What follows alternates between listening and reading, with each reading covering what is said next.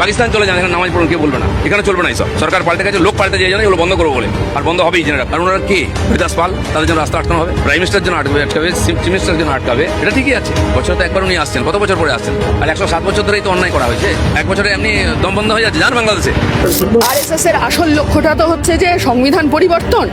এই সংবিধান পরিবর্তনের লক্ষ্যে সমস্ত করছে। হরিদাস পাল মানে দিলীপ ঘোষ কোন হরিদাস পাল? এসব কথা বলার জন্য একদম ঠিক বলেছে এই ম্যাডাম, যা বলেছে একদম ঠিক বলেছে। ও কোন হরিদাস পাল বলা? ও কোন হরিদাস পাল? হ্যাঁ, হরিদাস পাল, ও কোন হরিদাস পাল? একদম রাইট কথা বলেছো, একদম রাইট কথা বলেছো। আর এইসব কথা বলছে পুলিশ দেখতে পায় না? হ্যাঁ, এর নামে কোনো এফআইআর হবে না।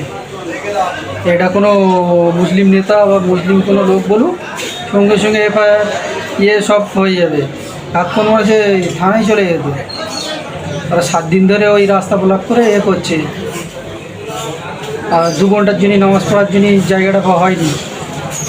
এটা হবে না, কারোর জন্য হবে না। ওরাও দিলীপ ঘোষ কোথাকার কোন হরিদাস পাল যে উনি এই কথা বলতে পারেন? উনি যে ধরনের কথা বলে থাকেন ওই ধরনের কথা মানে মনে রাখা উচিত ওনার। উনি মন্ত্রী হয়েছেন সংবিধানের নামে শপথ গ্রহণ করে। সংবিধানটা ভালো করে পড়ে আসতে বলুন। কোন হরিদাস পাল, কে কোথাকার হরিদাস পাল, তারপর ভালো করে বুঝে যাবেন।